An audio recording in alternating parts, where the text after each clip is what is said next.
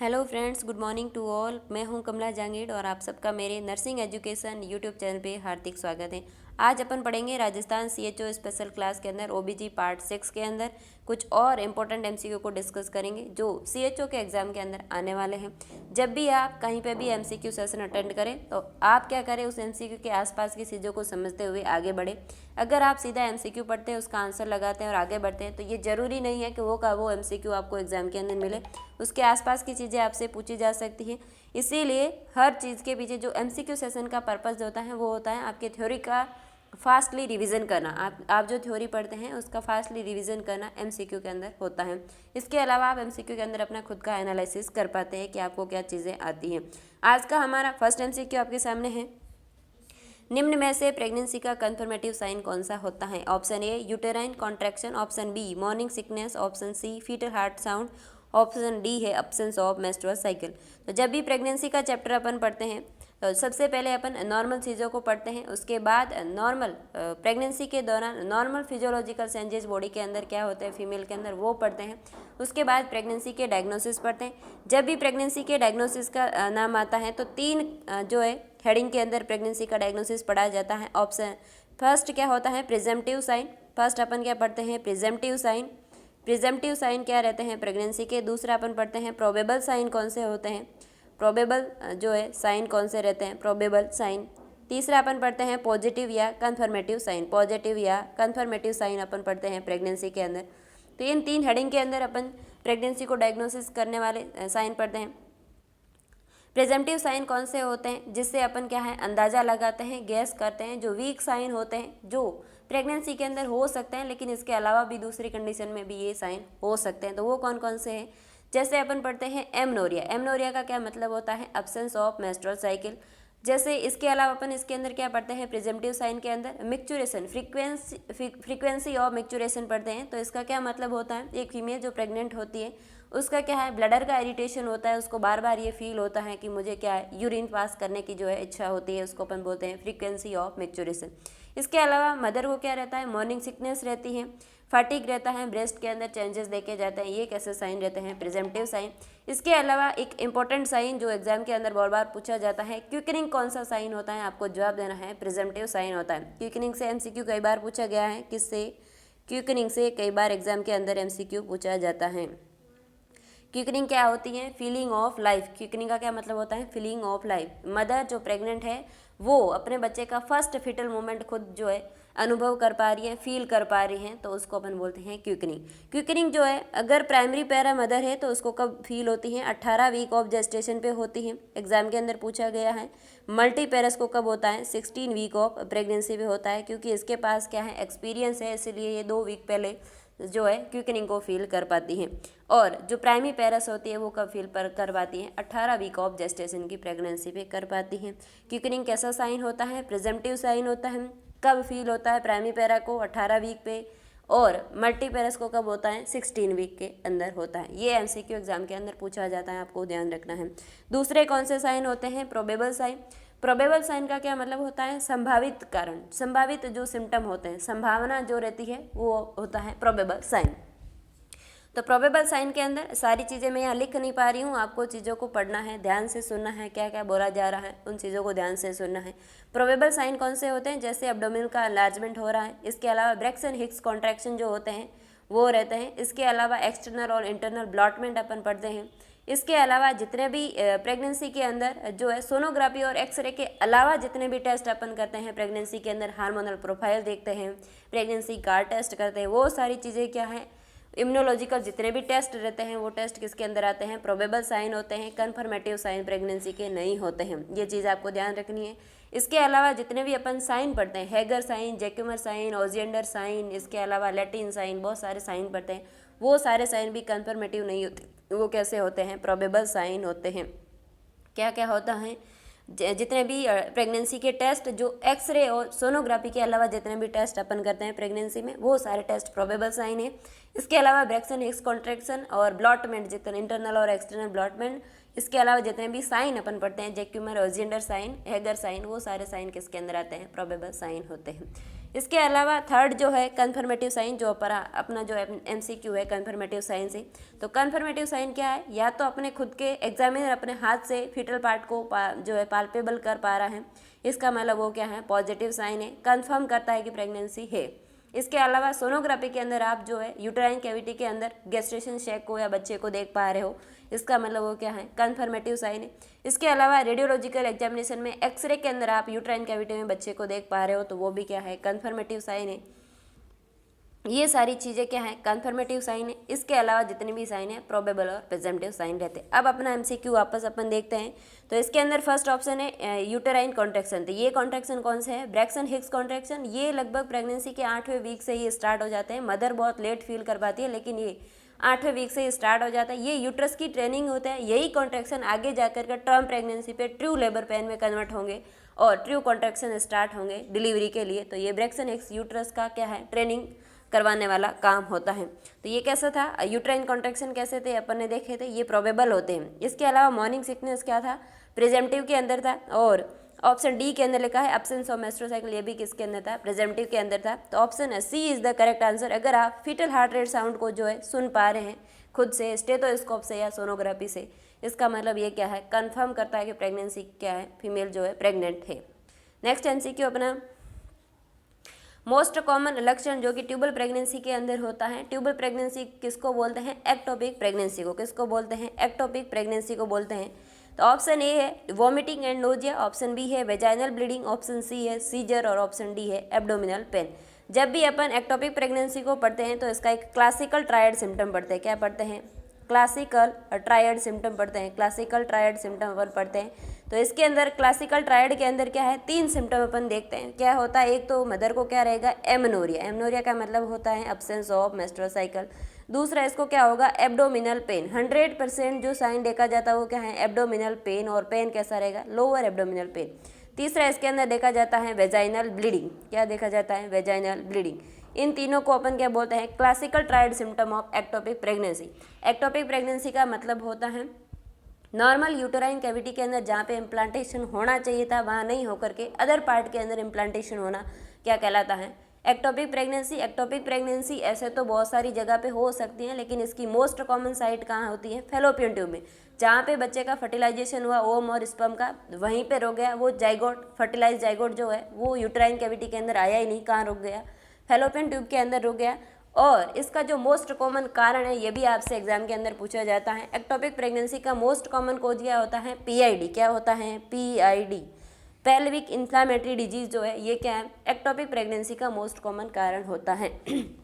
इसके बाद जो है एमनोरिया क्यों है, क्योंकि वो फीमेल कैसी है, प्रेग्नेंट है। प्रेगनेंसी भले ही नॉर्मल नहीं है, वो फीमेल कैसी है, प्रेग्नेंट है, इसीलिए मदर के अंदर क्या रहता है, एमनोरिया। एब्डोमिनल पेन जो है ये क्यों होता है, इसका क्या रीजन होता है, जहाँ पे बच्चा अभी प्रेजेंट है, कहाँ पे, फैलोपियन ट्यूब के अंदर। फैलोपियन ट्यूब के अंदर बच्चा है और फैलोपियन ट्यूब का इतना डायामीटर नहीं होता है कि बच्चे को वहाँ पे ग्रोथ करने दें, इसीलिए जो है फैलोपियन ट्यूब की लगातार स्ट्रेचिंग होती है और एक टाइम ऐसा आता है कि फैलोपियन ट्यूब फट जाती है ना। तो उसको अपन फिर रप्चर प्रेगनेंसी पढ़ते हैं, रप्चर ट्यूबल प्रेगनेंसी पढ़ते हैं, वो भी इसी का पार्ट रहता है। तो एब्डोमिनल पेन क्यों रहता है, क्योंकि फैलोपियन ट्यूब का इतना डायामीटर नहीं होता है और बच्चा वहाँ पे अगर थोड़ा बहुत ग्रो कर पा रहा है, तो इसीलिए फैलोपियन ट्यूब के अंदर लगातार इरिटेशन रहेगी। जब तक ये प्रेगनेंसी रहेगी तब तक मदर को क्या है, एब्डोमिनल पेन कंटिन्यू रहेगा। ये इसका क्या है, क्लासिकल सिम्टम होता है। इसके अलावा नीचे लिखा है वेजाइनल ब्लीडिंग, और एग्जाम के अंदर नॉर्सेट के एग्जाम के अंदर ये पूछा गया था कि वेजाइनल ब्लीडिंग एक्टोपिक प्रेगनेंसी के अंदर क्यों होती है, इसका क्या कारण है। जब भी कोई फीमेल प्रेग्नेंट होती है तो बॉडी के अंदर एक मैसेज जाता है कि फीमेल प्रेग्नेंट है। तो ऐसी कंडीशन के अंदर यूट्रस की जो डेसिडुआ होती हैं वो अपने अंदर न्यूट्रिशन और ब्लड सप्लाई इंप्रूव कर देती हैं प्रोजेस्टेरॉन के इन्फ्लुएंस के अंदर। और ये प्रेगनेंसी कैसी है, नॉर्मल नहीं है। तो इसके अंदर बच्चा जो होता है वो फैलोपियन ट्यूब के अंदर, जहाँ बच्चा है वहाँ पे न्यूट्रिशन नहीं है और जहाँ न्यूट्रिशन है वहाँ पे बच्चा नहीं है, ऐसी कंडीशन रहती है एक्टोपिक प्रेगनेंसी के अंदर। मान लो ये यूट्राइन कैविटी है, बच्चा कहाँ पे है, यहाँ फैलोपियन ट्यूब में, और यहाँ पे क्या है, डेसिडुआ अपने अंदर न्यूट्रिशन भरी है, ब्लड सप्लाई भरी है, और ये बच्चा यहाँ पे भूखा प्यासा मर जाता है। इस प्रेगनेंसी का कोई जो है फ्यूचर नहीं होता, इस प्रेगनेंसी को एक दिन क्या है ख़त्म होना पड़ता है, ये प्रेगनेंसी कंटिन्यू नहीं हो सकती।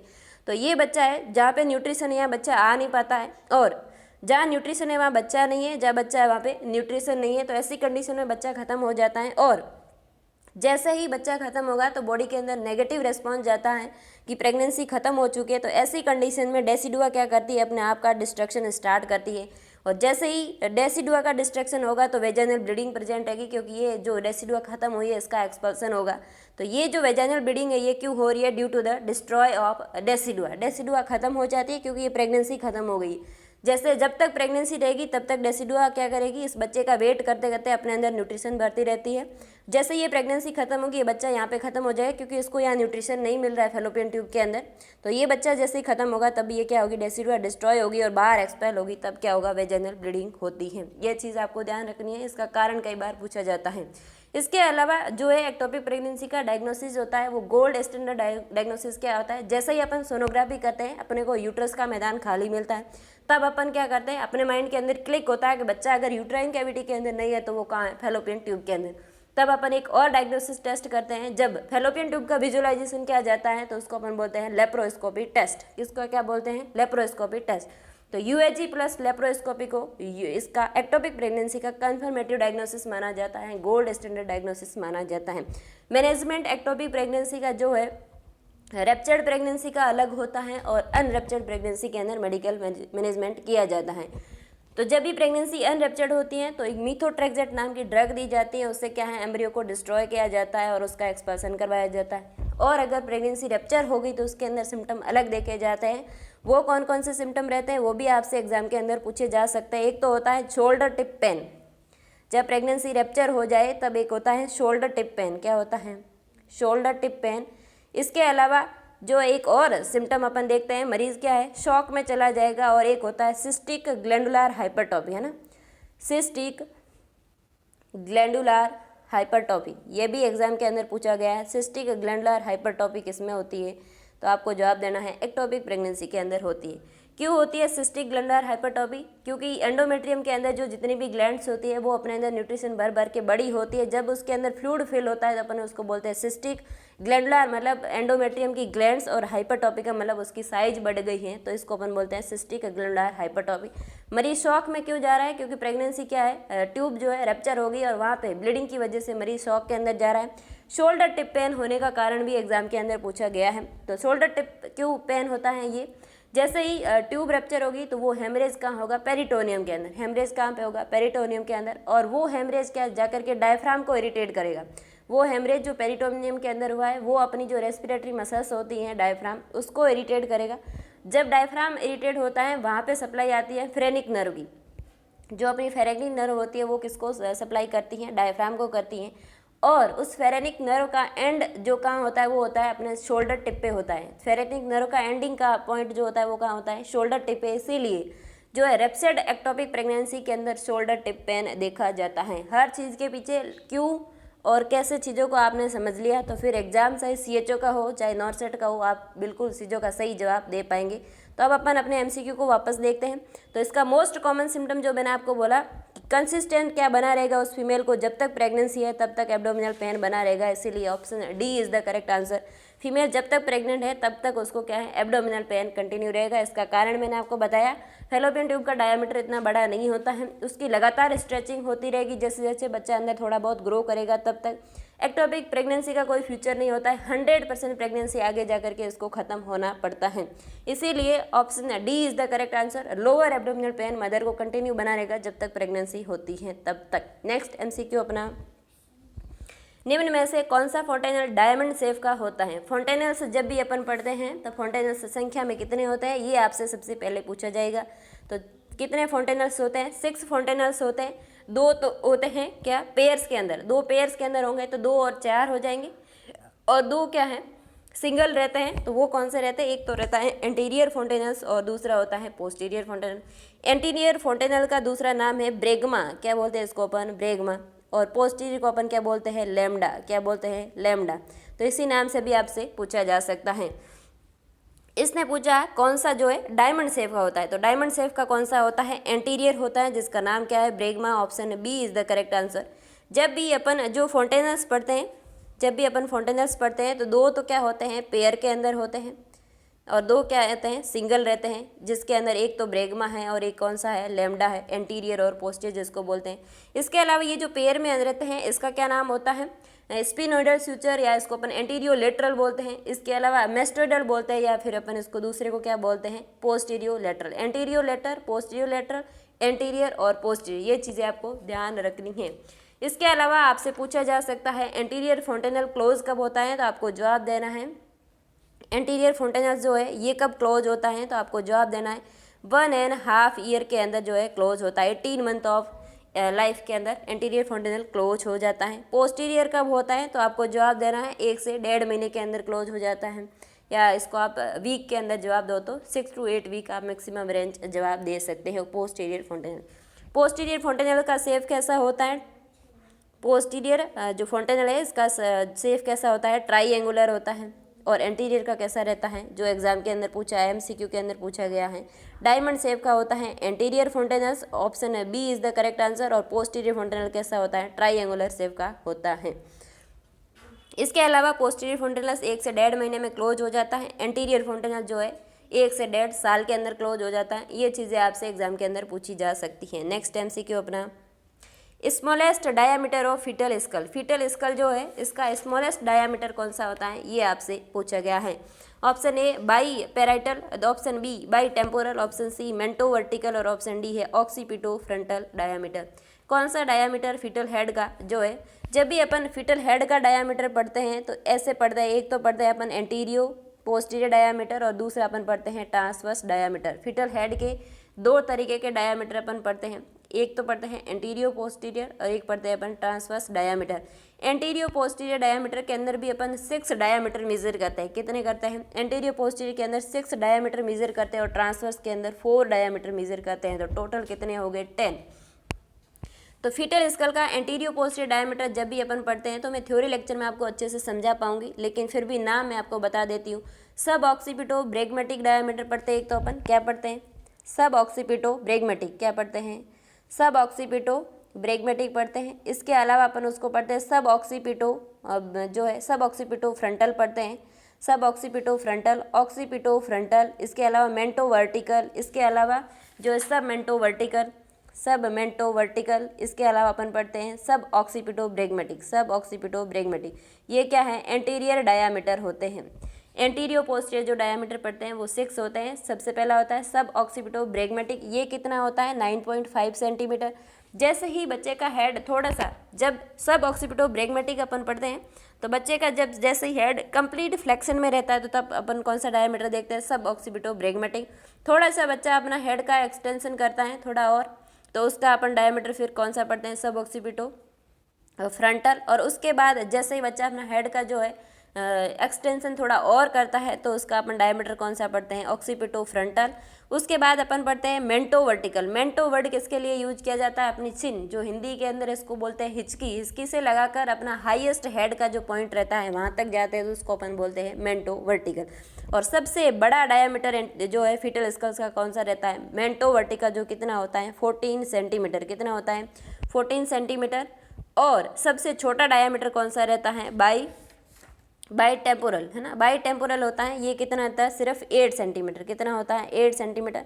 बाई टेम्पोरल, बाई पैराइटल और जो है बाई स्पाइनस, ये सारे बाई मेस्टोइडल, ये डायमीटर कौन से हैं, फीटल स्कल्स के ट्रांसवर्स डायमीटर है, कौन सा है, ट्रांसवर्स डायमीटर है। By temporal, by parietal, super सब पैराइटल और बाई मेस्टोइडल, ये 4 डायमीटर कौन से होते हैं, ट्रांसवर्स होते हैं। इसके अलावा 6 डायमीटर एंटीरियो पोस्टीरियर पढ़ते हैं, जिसके अंदर जो है सब ऑक्सीपिटो ब्रेगमेटिक, ये होता है 9.5 सेंटीमीटर। और सब ऑक्सीपिटो फ्रंटल ये होता है 10 centimetre, occipitofrontal 11.5 centimetre, mentovertical सबसे बड़ा होता है 14 सेंटीमीटर।